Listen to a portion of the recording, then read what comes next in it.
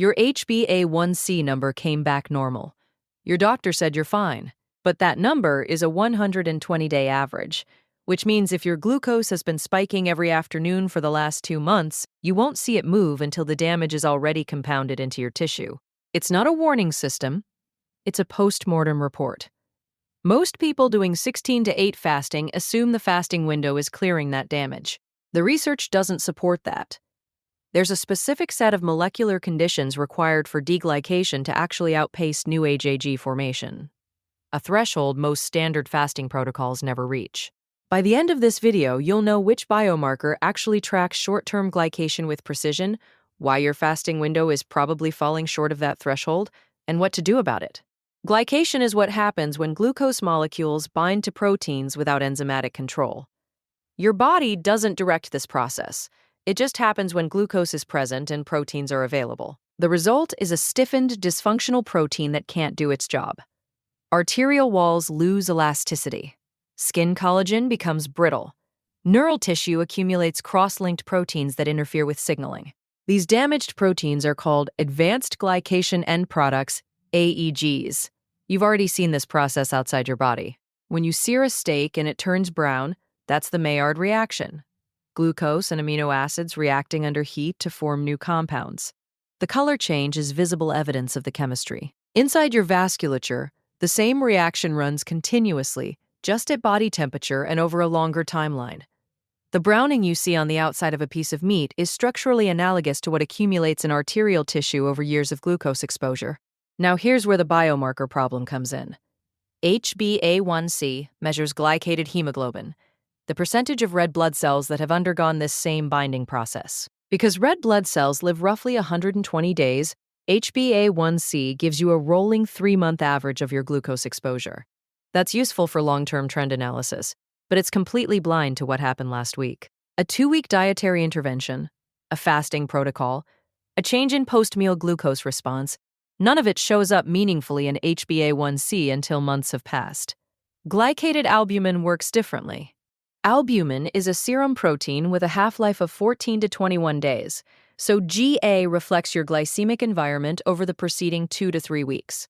The research across multiple intervention studies confirms it responds more rapidly to acute glycemic changes than HbA1c does. For any short-term protocol, fasting, dietary change, or a targeted intervention, GA is the instrument that actually moves in a time frame you can act on. The GA to HbA1c ratio can push sensitivity even further, for very acute changes. This is the marker your tracking protocol should be built around. There's one more variable to account for before we get to the fasting question. And most people running clean fasting windows completely miss it. Not all AGs form inside your body. High-heat cooked proteins, seared meat, fried foods, ultra-processed products contain preformed AGs that enter your circulation directly through the gut. These exogenous AGEs drive insulin resistance and inflammation through oxidative stress pathways, independently of your endogenous glucose levels. Your fasting window doesn't touch them, because they arrive during the feeding window. The implication is that your feeding window quality isn't separate from your fasting strategy. It's part of the same equation. So you now have the right biomarker and a clearer picture of what's driving AEG accumulation. The harder question is whether your fasting protocol is actually moving any of this in the right direction. The research on 16-8 fasting is clear on metabolic parameters. Glucose, insulin, HOMA-IR all show measurable improvement across studies. What the literature does not support is the claim that standard 16-8 produces statistically significant reductions in tissue-level AGEs. Most studies in this space measure metabolic proxies rather than direct AGE content. When you filter for studies that actually quantify tissue-bound or circulating AGs as the primary outcome, the evidence base for 16-8 producing meaningful deglycation essentially disappears.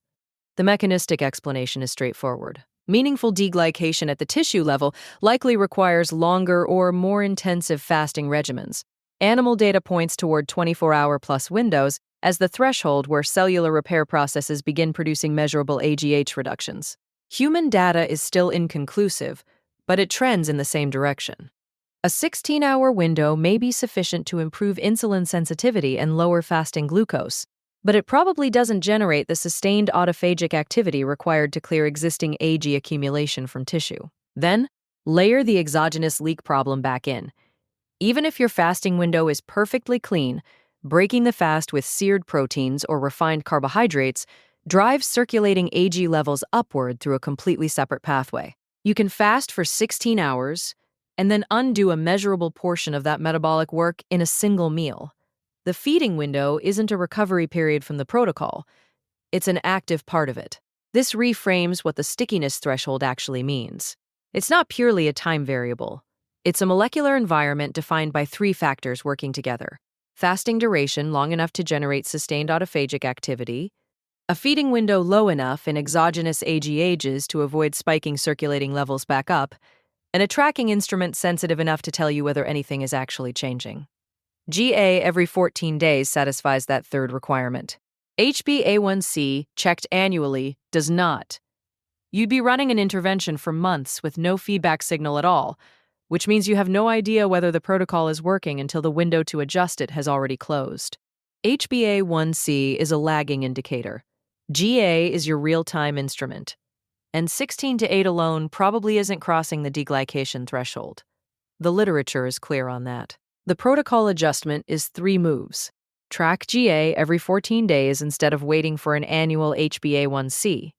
Extend your fasting window past 16 hours when you can, and treat the feeding window as part of the intervention, rather than a break from it. What you eat to break the fast either reinforces the work or quietly undoes it. Make sure to hit like and subscribe for more of these deep dive videos.